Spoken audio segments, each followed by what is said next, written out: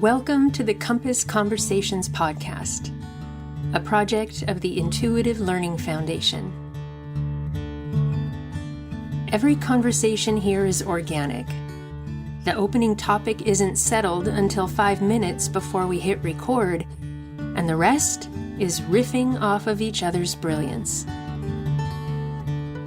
Thanks for hanging out with us in a new paradigm of learning, teaching, and expansion where presence and mutually supportive conversation create the space to learn without having to be schooled.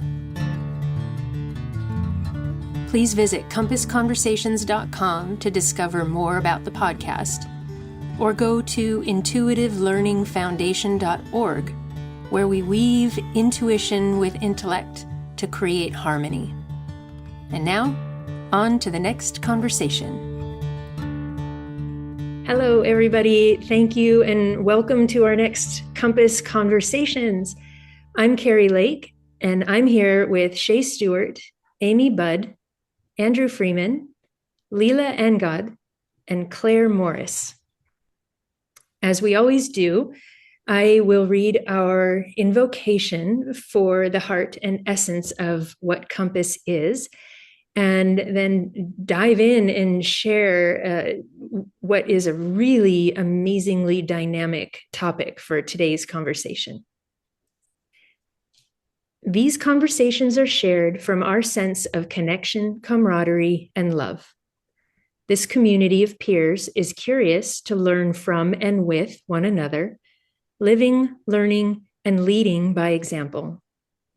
We're exploring together, acknowledging the interspecies family on this planet while lovingly including ourselves in the family of life, from the heart, for the heart. I love that every time. That just does not get old for me. I know, right? Wow, in our round of introductions before we started recording today, I heard Leela speak to something that feels like an incredibly dynamic conversation to have. And it was the idea of world building. Many of us work with kids or have worked with kids, and kids are coming in different, consciousness is different. So my question to perhaps kick off our conversation today is, in this idea of world building, what do we want to bring to be truly building a new world together within ourselves, for each other, and for time to come? What does it look like? What does it take? What do we think about? What's in our hearts? What do we want to bring our hearts to? I think that's probably kind of an endless conversation, but let's start that here. It sounds like fun for me. So Leela, I wonder if you would be willing to just share your idea of world building. Maybe, I know you're writing a novel, maybe how that idea of world building has emerged or woven through your writing or the inspiration for writing. Just tell us about world building from your perspective and where you sit, what you're creating. Thank you, Carrie. That is so beautiful. And I have to say, as a listener, when you hear, and the topic isn't decided until a moment before, you don't really realize when you're sitting here, it's like, oh, I just learned the topic a second ago, which is so fun and which I absolutely love. So thank you. And just so honored to be in conversation with all of the gorgeous people on this call. Thank you. World building, it's kind of threads across my teaching and writing of all kinds. So for research and the novel. And the interesting thing about it is that it's a way of exploring with a young reader, not only what worlds can look like from an expansive perspective, but it's how do I bring myself into that place of spaciousness and an expansive perspective to imagine this fictional in quotation marks, fictional world, right? Because there is so much that is real there. To then connect with the reader so that they can feel that spaciousness and they can come into that place of spaciousness to actually shift their vibration a little bit to um, kind of open them up to world building in their own world as well. And so it's like it's at once sharing, providing a little bit of some stepping stones and how do we understand the worlds that we live in right now, which for a lot of young people, and I think a lot of us, right? It's like, wow, this is a really weird place to live on this planet. There's some weird stuff going on here. There's stuff like in the foreground, stuff in the background. There are all kinds of layers of things happening, things that I feel, things that I, might not understand. And young people are so different, coming in now and the kinds of different consciousness that they're bringing to classroom spaces and shifting the work that we do as educators, as creators. Um, and so how can I provide something that is concrete, tools, right? That is fun, that is playful, that gives a little bit of an understanding of our planet, our world, and a little bit of a vision of what might just the curiosity, the what if of speculative fiction, what might it look like? And even to explore the past, it's something I'm playing with is connecting 7 generations in the past and 7 generations in the future to think about even reimagining what we've been told about the past and thinking about, descendants or ancestors and in the in the more than human world as well. So ancestors, you know, in the plant kingdom, descendants in the animal, in extending to the animal kingdom as well. And so sort of the peopling of the world in the novel is a kind of world building as well. So I'm kind of like touching on a few different levels here of world building, but it's so beautiful that you brought that forward, Carrie, because it really is at the heart of it's something that's just emerging for me as at the heart of it's the thread through research on youth activism and building, creating, imagining new worlds with young people, through to teaching and that same work and through to writing as well. So thank you. Oh my gosh, thank you so much. It makes me want to go straight to Andrew because I know you play with many different realms of facilitating kids to stay in their creativity in this world that doesn't make a whole lot of sense. I wonder if that sparked anything in you that you'd love to speak to. Oh, I would love nothing more than to speak to this. This is such a really cool conversation with such a really cool group of people. So thank you, Carrie, for including me in this discussion. I'm so honored to be here with this group. So when we talk about world building, what's really interesting to me is I believe we're at this real little flashpoint that we're pivoting in such a big way right now from an old way of doing things to a new way of doing things. And the way that I think about that is the way we've, as I learned to be in the world growing up, it was kind of an outside in way of learning where there are these big structures, like there's a big educational structure and a big financial structure and a big government structure and a big healthcare structure that's telling us the right way to do things. And we're basically growing up learning how to comply with that.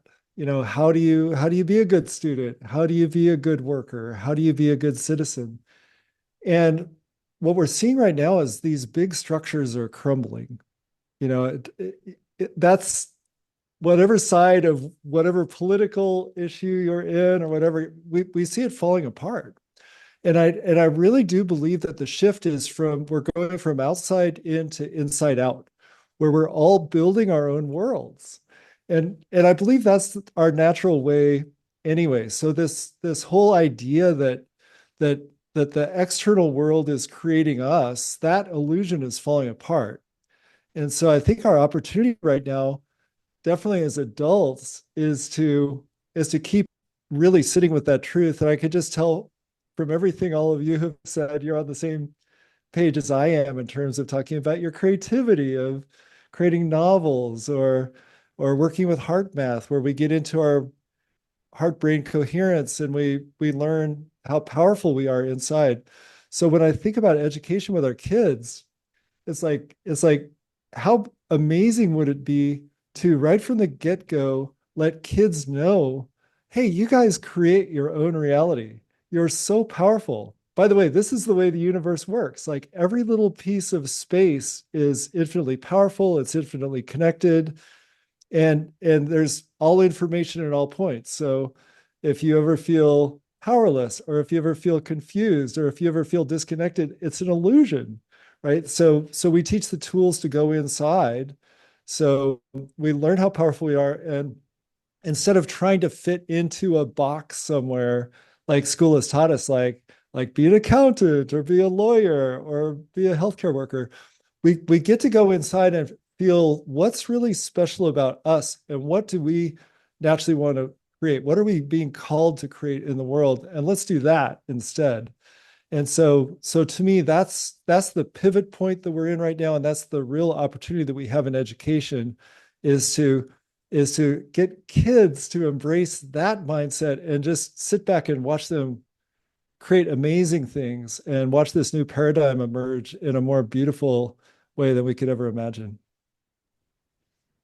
Go. I'm ready. Go.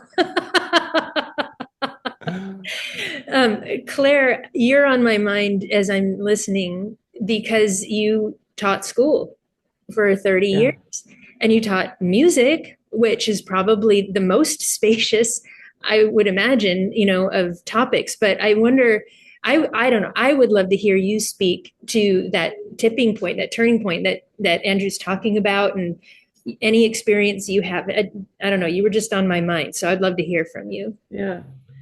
It's just an amazing topic, isn't it? It's because I feel like I'm right in there, right with you, that I'm right in the middle, because there was a very, when I think back at my life, I've always known this, but you get taught, exactly as you say, you get taught to know, follow the line, follow this, do this, there's the right answer, that's what we're working towards. And that's what I was teaching. It's like, this is what we do in music, and this is how I teach it, and this is what you learn. I'm bringing towards that. And then there came the point where this horse kind of turned everything on its head and went, oh, but there's this way of doing it. And then all of a sudden, this kind of world opened up, and you go, oh, gosh, there's a different way of doing things.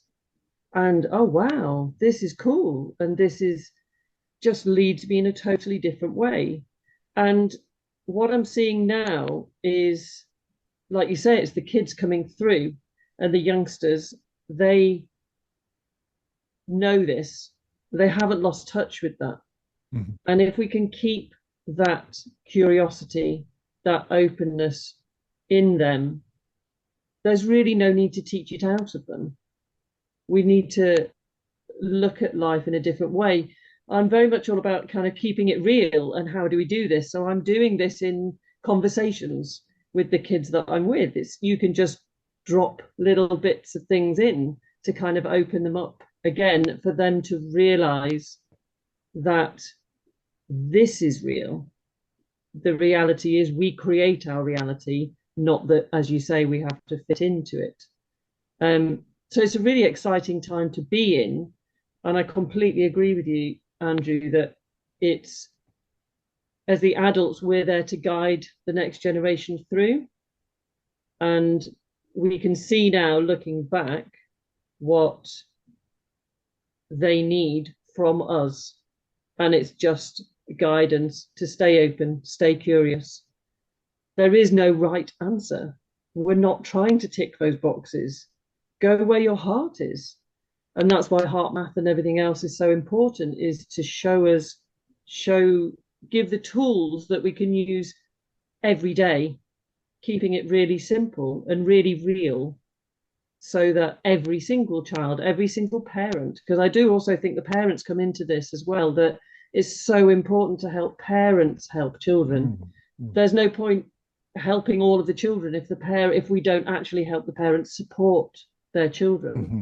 So that's a big part for me, coming in with this, knowing from my experience, I'm well educated, have a degree, all of these things, and yet I didn't know these things, so I couldn't help my kids then when they were young.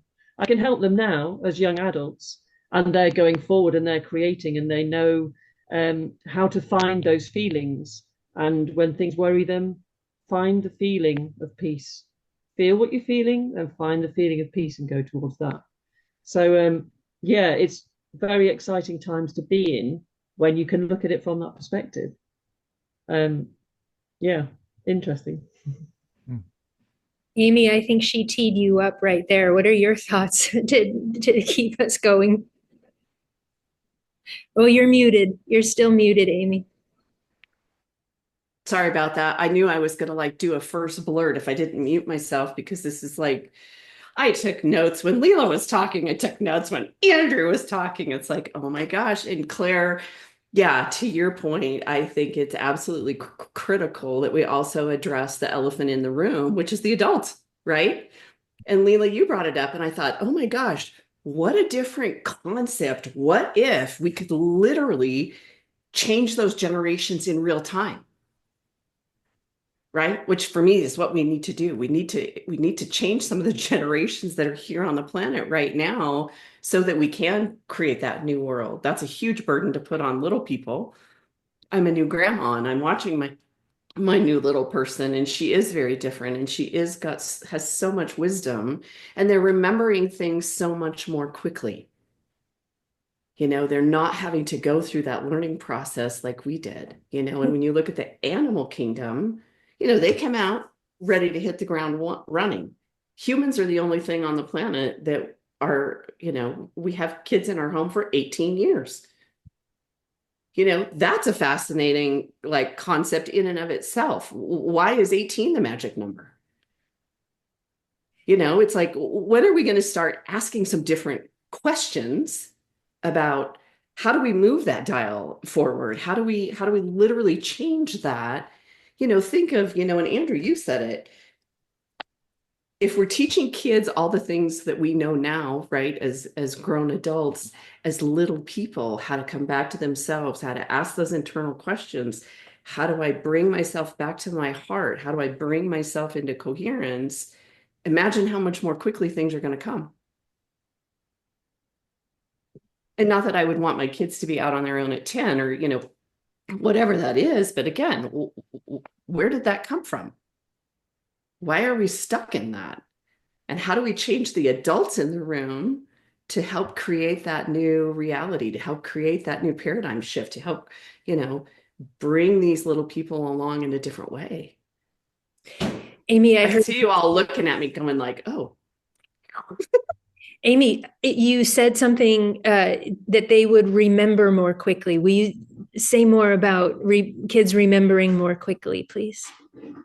Yeah, so I've been a kookaloo for a long, long time, and so some of the reading I do, it was just a fascinating concept, and I think again, because we've got and not to stomp on anybody's belief, but I absolutely believe in reincarnation. I believe we continue to do this over and over and over and over and over. I think we get to try everything on. I think we get to try being Black, being white, being Asian.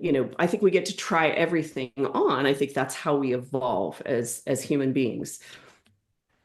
That said, I think we've got an older soul population now coming in, and the old souls are wanting to come back for this exact reason. We passed a huge marker.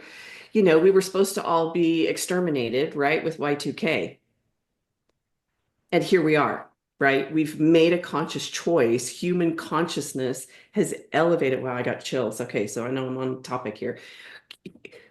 consciousness has elevated to a point. We have chosen as human beings to evolve, to figure this out, to go beyond some of those old ways of being. And it's an intense energy, right? And so I think that there's been a lot of people that have opted out and checked out. But I think these new little people that are coming in are old souls that are like, no, no, no, I'm here.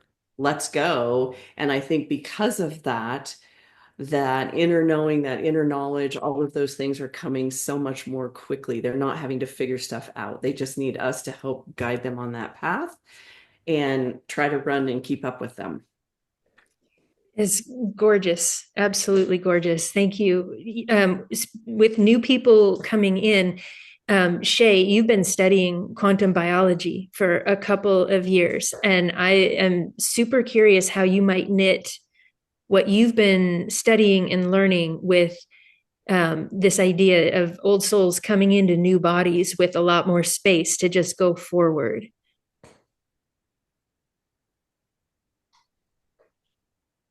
Well, I don't know if I'm looking at it like old souls, other than instead I'm looking at it like a shift in consciousness.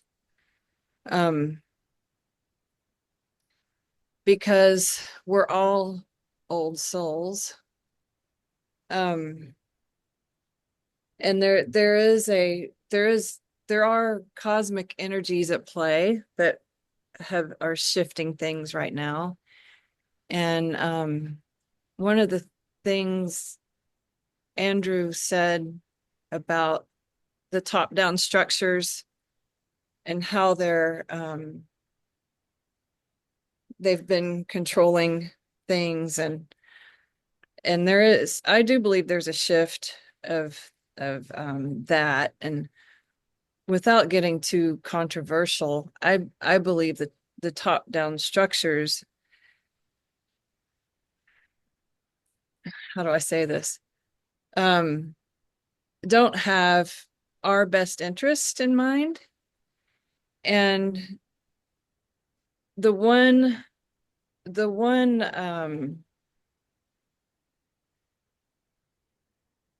shoot, I lost my word. Like the one sure thing that we have in life is nature and our connection to it, and our physiology relies on that. And I mean, just like if you talk about kids in classrooms, the lighting environment alone removes us from ourselves. And some of the stuff I've learned in the quantum biology is that we photosynthesize just like plants. We get energy from the sun, and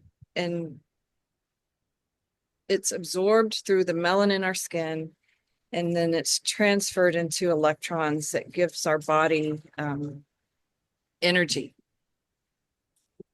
Our mitochondria rely on it. That's the only way our mitochondria build cellular water is by the sun, direct exposure and signaling from the sun. Yet we've been taught to slap on our sunglasses, cover up, slap on the sunscreen, and block the sun from us. And yet we go inside and we don't think anything about blocking the artificial light, and because we don't know what that's doing to our biology. And I think one of the reasons I've loved studying this is because we need to understand our own potential, because we don't understand what we have the potential for. And it's almost, and the more I've gone down this rabbit hole, I can't help but wonder if it hasn't been intentional. But I feel like, the power of the people is rising up, and we We are starting to understand our potential, what it is that we need in order to thrive, to be connected to our intuition. And that's all found in nature. Nature doesn't lie. Just walking outside, the Schumann resonance from the earth is the same vibration, for lack of a better word, as the alpha wave in our brain. The geomagnetic pulse of the earth it moves in the same timing as our cerebral spinal fluid flow, the Mayer wave in our blood flow, coherent breath, which is like 5-second inhale, 5-second exhale, is the same as that geomagnetic pulse. And we're designed to connect to the signaling from the earth, from the sun. And we've gotten away from that because we now live indoor lives under artificial lighting, rubber shoes. We don't embrace what it means to truly be connected to nature because we don't know. And there's a lot of amazing people studying this right now. And there's been people in the past studying it, but it's not a profit-driven thing to say, oh, you just need to, expose yourself to the sun because that, is what build your cellular water or build your biophotons or whatever, which connects you to the ether around us, the larger array. We're just small arrays in a large array, and we're all connected. And we lose that when we get caught up in an artificial lifestyle. So I don't know. I took a lot of notes because this is such a interesting conversation. Our thoughts really do create our reality. Just what we think in our mind has a vibration, and that's felt. Whenever you think of somebody, they feel it. And it's usually because they're thinking about you. What was that? I think it was Mark Twain had a term he used for that, and that was back when people wrote letters to communicate. And it was very common to receive a letter the same day that the person you just wrote a letter to received it.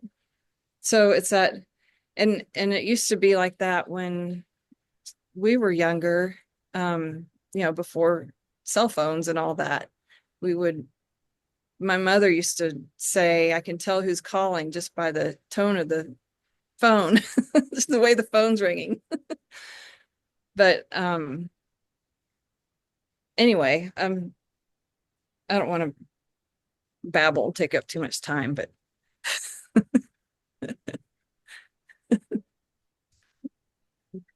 I just, Shay, first of all, I think I just fell in love with you, and I so want to talk to you after this podcast. One, I love nerdy science. And so getting to be in that heart math community, one of the things that's so cool, and I try to always inspire people, is they're literally trying to measure and continue to measure Schumann's resonance. Because there's been, a lot of the doom and gloom, and Schumann's resonance is changing in a positive way. So actually consciousness really is, again, I love the nerdiness of being able to measure things, for, I hate to say all the naysayers, or for a lot of people, this is like so far out of their realm of thinking, it feels weird. And when you can, have some concrete evidence to go, well, wait a minute, let's show you the evidence. It helps people, kind of ground in that. So anyway, thank you for bringing that up. And literally, I found my note when Leela, you were talking. I literally wrote the note, we need to change our biology. Because humans, unfortunately, and again, this is kind of a heart math principle, where our survival mechanism is being hardwired to the negative. right? And if you look at the old Maslow triangle, we've got to have that need for safety first. And so I think this is part of what we're shifting out of, and I think this is where the kids that are coming in are so far ahead of us. They realize those needs are met. They don't stay grounded in that kind of bottom rung, if you will, of their brain. I think they already recognize that, again, the basic needs of survival have long been met. And so their brain's operating at a higher capacity. They're in that able to access more of that prefrontal cortex where you have the creativity, you have that expansive thinking. I'm trying to use some of the words that have already been brought up. Leila, you brought up expansiveness. And so I think, again, it's helping the adults in the room get caught up so that we can all catapult to a further reality. So many things. Wow, thank you. And I'm thinking about the rhythm of the natural world and the rhythm of institutions and institutional life. So a lot of what I'm writing into this novel traces how institutions operate and the relationship between the body and the institutional infrastructure. And I work with young people who are undergraduate level, and they are brilliant and amazing and have all of these gifts.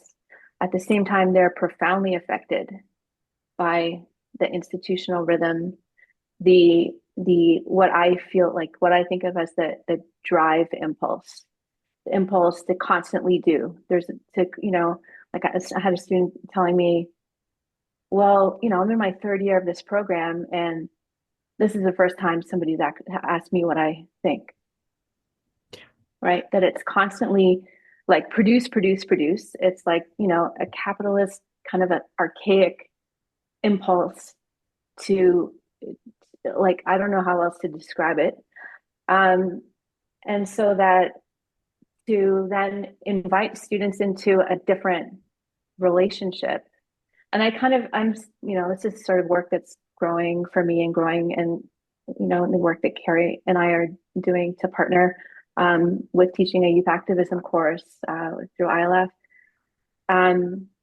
But it's in that I came to it sort of through a nervous system kind of realization as a result of having a traumatic brain injury personally. And so it's like, well, I can't teach in the same way anymore.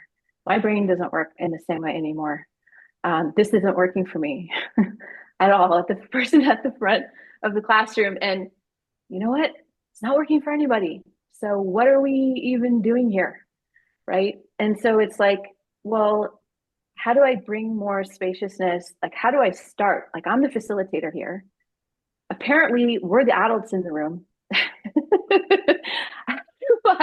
Not right? How do I like get that spaciousness for myself, which is what a lot of my recovery has been, to then be able to bring that to a classroom of 60 people? And how can we work from spaciousness? How can we really explore what discernment is? How can we play with what it means to bring intuition into what we want to learn and how we want to learn it and how we want to be in relationship with each other? And that, for me, it's like directly laughing at institutional life and how it is supposed to operate and what my role is supposed to be in the institution. It's like, yeah, good one. Thanks, but no thanks. We're going to try something else. And Shay, also, will you please come talk to my youth activism class? Thank you.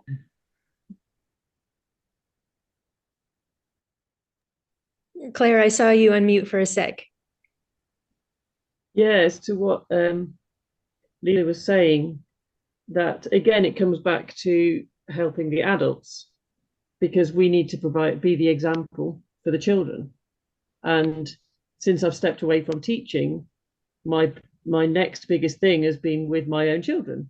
So it's been they've seen me slow down because I was on the rat race. I was in the hamster wheel. I was doing that bigger, harder, faster, stronger, more, more, more. And since I've stepped away, they've seen me happier. I'm outside in all weathers, more connected to nature and calmer. Life is better for all of us. And so they've then had permission to step back. And currently, I've got two daughters back at home again because we've seen that they needed breathing space. One's done a degree, one's done A levels, and they're about, and it's just, you need to slow down. They need to slow down. So it was them seeing me providing that example that that was okay. And then us saying to them, it is okay to slow down. You don't have to do the same as everyone else is doing. Breathe, take that space, take that time now so that you can set yourself up for a better and a different future than just having to do the norm and join these systems that are no longer working. So I do think it comes back to it's this bringing together, doesn't it, both all of the generations and the wisdom from each generation to help each other, which just comes back to that connection again, the connection with nature, connection with the kids and nature, us and the kids.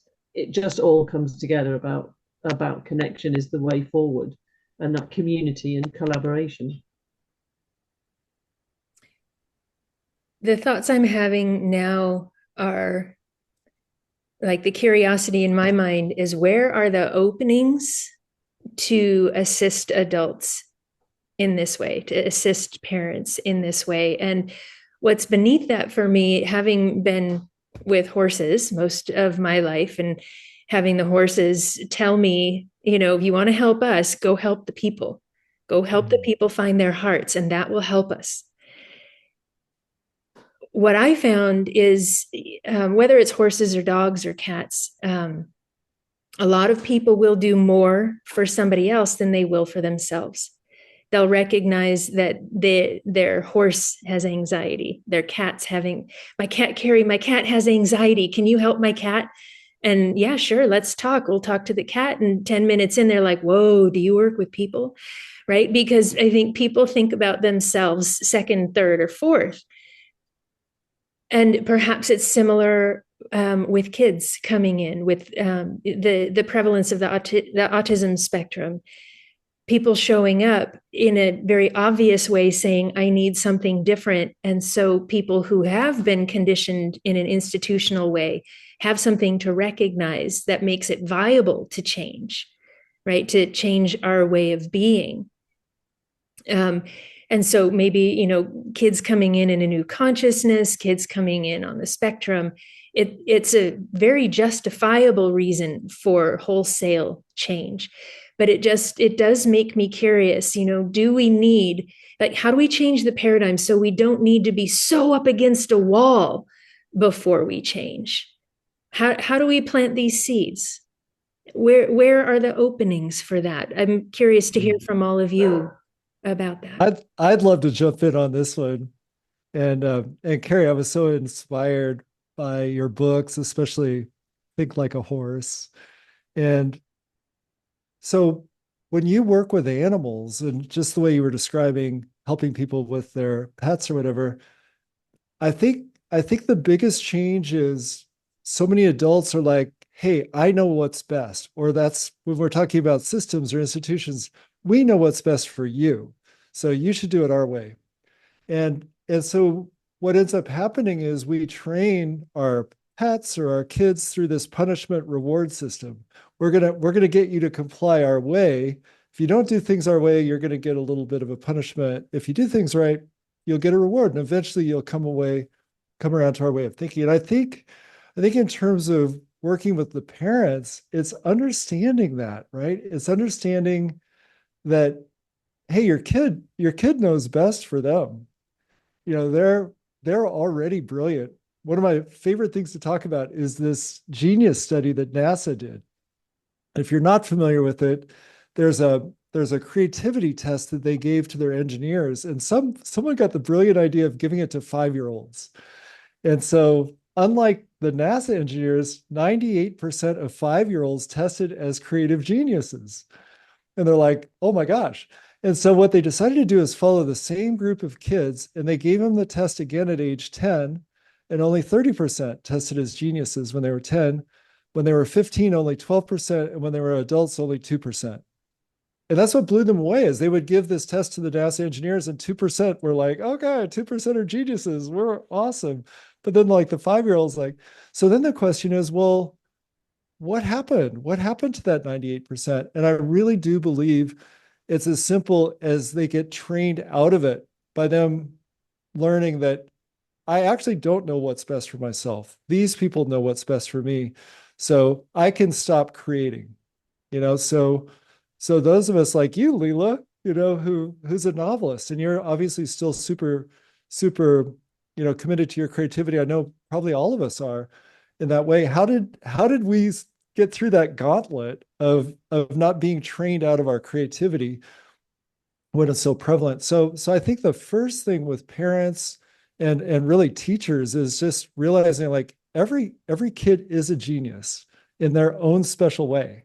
And so we just need to find that, embrace that, and let them create their world in the way that they are. We're not going to teach them how to create. We can't do that. Just like nobody can teach us to create for ourselves. So I really think it's that shift that's going to be the most profound in terms of just allowing each of us to blossom, and especially, to get that control, punishment, reward system out of those kids' creative fields, so they can just unleash these brilliant things that they want to unleash onto the world.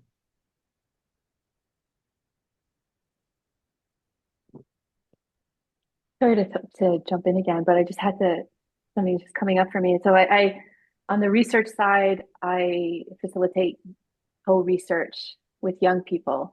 So it's the idea that young people are brilliant theorists of their social world, and that as academics, scholars, whatever, adults, we can work side by side with them to conduct research, and we can generate, and we're talking about intergenerational connections here. So it's an intergenerational community of care that we can generate knowledge together.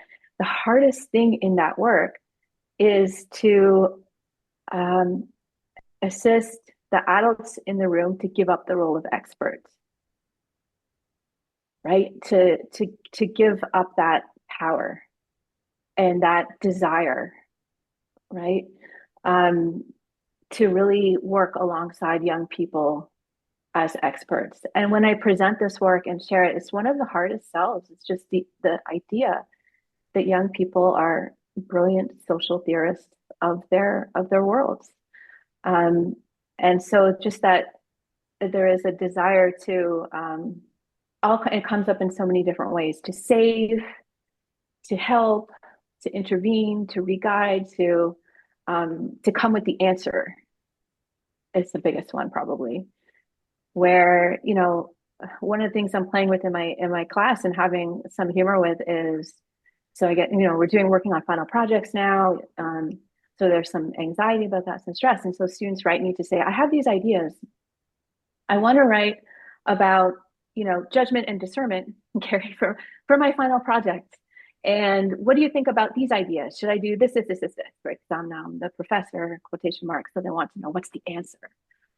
So I write back, I said, awesome, you're writing about discernment. Okay, I want to invite you into a space of discernment to feel which of those topics is most energizing for you, which is the one that you're really excited about, right? And it's kind of oftentimes a bit of a hard sell, where students really want me to give them the answer, right? And I'm saying, no, I don't want your power,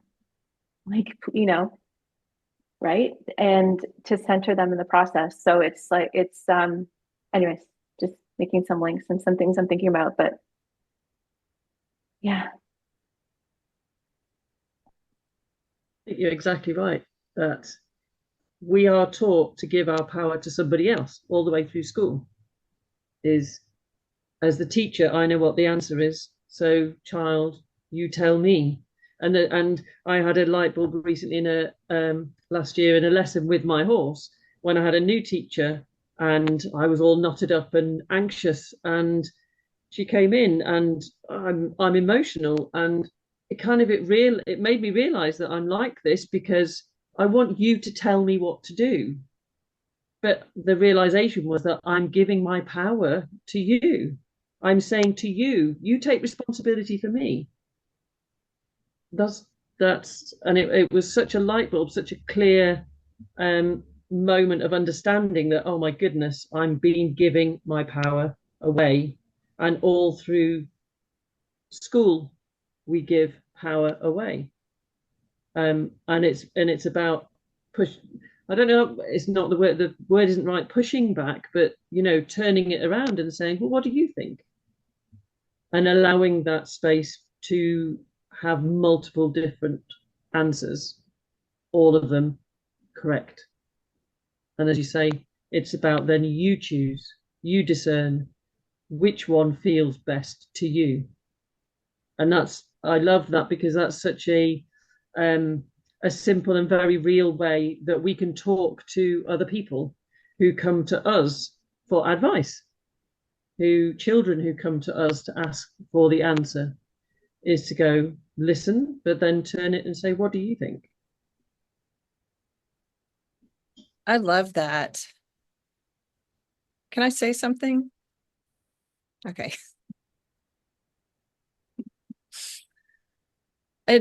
I was thinking about the classes that I teach. It's not on in an institution or, this to that level. It's just my little craniosacral classes. But it's something that I find when people come as well is I try to empower them to tap into their own intuition. And sometimes it takes, it's something that's really been shut down. And so people, they'll want the steps to do, or, the things to think about, and helping them take their awareness, expand it out. As soon as we narrow in on something, it triggers a stress response, because that's what we do in a sympathetic state, as we narrow in. And so I was just inspired by that, Claire, because I teach people the anatomy from a more biodynamic lens of the work I do, and then all these different contacts, and then let them feel their own way through it, instead of saying you have to do this one first and this one second. And I find it's interesting to watch how people unfold and start to realize how much more there's much more to this life than what we understand. What people have a lot more, humans don't understand their abilities. And I think helping people understand that, or not even understand, just trust themselves, trust what they believe, or what they hear, or what they feel, or what they think. Trust that there's something to that, because we immediately, I did that the other day. I was supposed to go to lunch with my sister, and I had a lot going on. I was just busy with stuff, and I woke up, and my first thought was my sister was sick and she was going to cancel. And I immediately discounted that. I immediately thought, oh, you just don't want to go because you're too busy. And then sure enough, I got my phone and there was her text message. So just understanding that, I hear it when I'm working with horse, and the owner will say, I'm just not intuitive at all. And then they'll start telling a story about something that I feel the horse is working on. So it's like, well, actually you are. You just don't realize it yet. You're not aware of it, or you're not trusting it. So empowering. I think those kids in these classes are so lucky, because they get an adult who's empowering them to stay true to their self.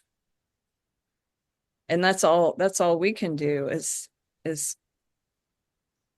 find our own heart space connection, our bliss state, and expand that out into the ether, because that helps the rest of it grow. What we focus on grows. Well, what if that is sort of the crux, the tenet, the gold of this shift and a new paradigm? Like, this is how it actually works. What you want to share with the world, you generate within yourself, right? If I want kids or adults to, I'll just use a few different words here, to feel safe, to feel empowered, to be able to trust their innate technology, their inner knowing. You can't sit there and give them, a bullet list of steps. You can, but then it helps the mind. But when I show up knowing that part of myself and curious to watch it come forth from another, that dynamic, generating it first and then being curious with another, that dynamic offers leading by example. It offers permission, which I think is huge. Because of this, giving our power away, we often sit and wait for permission to be as awesome as we are. And somebody shows up awesome, just their very beingness is permission to also feel that, and to play in that way, and to hear their own voice in that kind of an energy. So that's kind of, it just feels really grounded and pragmatic to ask, what if that is the way the new paradigm is organized? Is you generate and then share the awareness and the presence that you'd like to bring to the world. Harry, I would love to add on to that, because I think that the new paradigm is actually starting to demand that we become creators. And the way I think about it is, back when I was getting out of college, the world was trying to make us all technicians. Be a computer programmer, or be a radiologist, or be an insurance adjuster. Basically learn some kind of a technical skill, and you'll be able to get a job, and you'll get rewarded by getting money, and then you can have a house and a car and all that stuff. And the problem with that is those technician jobs usually were outside of what we really cared about, like our juice in life. And so they call it a midlife crisis, where you wake up and you're like, what have I done with my life? But it really is, you've put yourself in a box that isn't really you. And so what's happening right now is all of those boxes are disappearing. Kids, when they get out of college, like 52% of kids right now are taking high school level jobs, more service jobs, because those technical jobs that used to be so plentiful are not so plentiful anymore. And here comes AI that's really great at these technician jobs. Like I really don't think there's going to be like a traditional role for an insurance adjuster in the future, because AI can go through those steps like that, right? So, but what AI can't do is it can't replace our creativity. So when we go into the world, knowing, going back to this whole thing of we create our world, we're world builders, and we're doing that in our own way, then we enter adulthood, as a kid, or we can retrain ourselves as adults, where we enter the world as one of one. We're creating in only the way we can create, and therefore we're the top 1% or 0.1% or 0.001% in our field, and then we can use things like AI to help us create. But we can't be replaced by AI, because we're one of one. So as kids start, as those technical jobs are disappearing, I think kids are realizing, like, I have no choice but to become an innovator, to be a creator. And I think it does such a service, because imagine that none of these guys are going to wake up in their 40s or 50s going like, what have I done with my life? They're all like, I know exactly what I'm doing with my life, and I'm exactly on the right path, and I have been my whole life. I mean, what an amazing shift that would be. Oh my God, that's awesome. It's just awesome to hear you talk about all that stuff. We have sadly only 4 or 5 minutes left in our hour, which is always the case. We always get to like awesome, juicy stuff right just before the hour. So I just want to open the floor. Are there any final curiosities, any curiosities you're left with going forward from here, or anything you want to wrap up or bring forward? Anybody?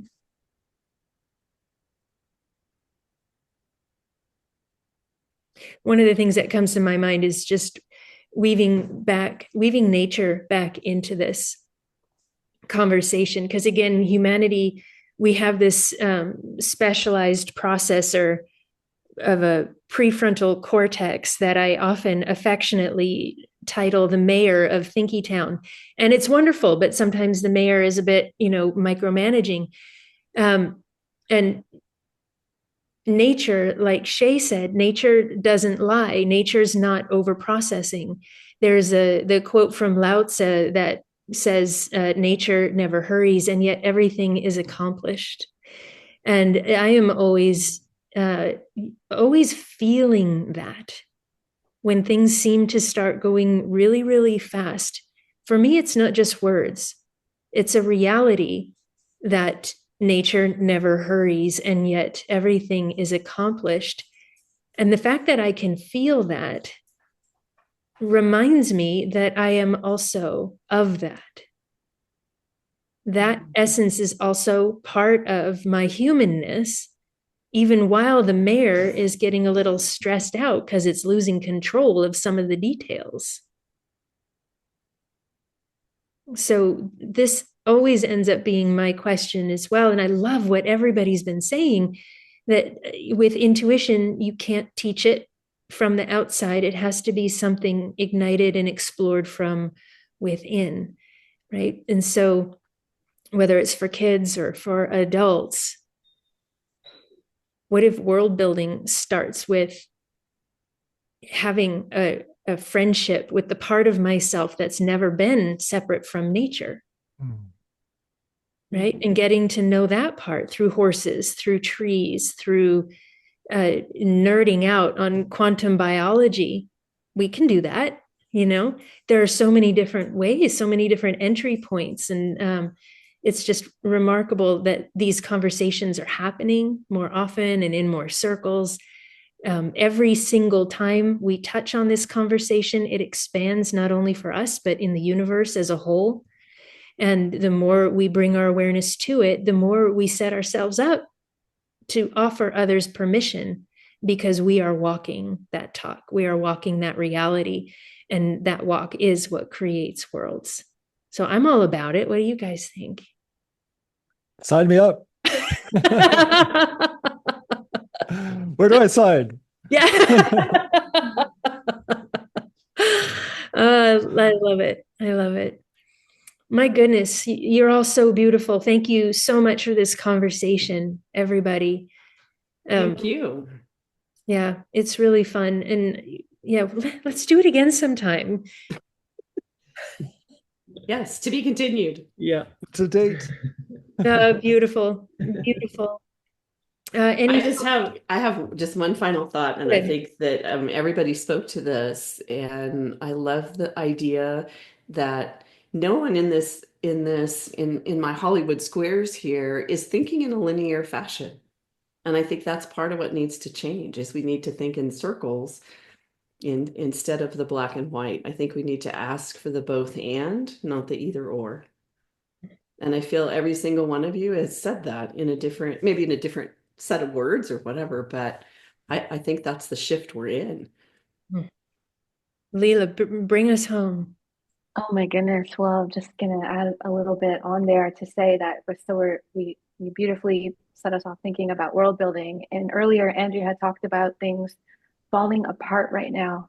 And I'm just thinking about, I guess this is non-linear, but Carrie, you asked, what are the, if I can read my writing, what are the openings to assist adults?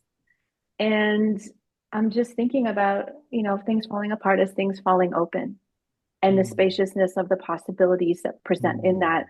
And as adults, what can we create and what can we co-create with young people in this spaciousness that is showing up for us right now?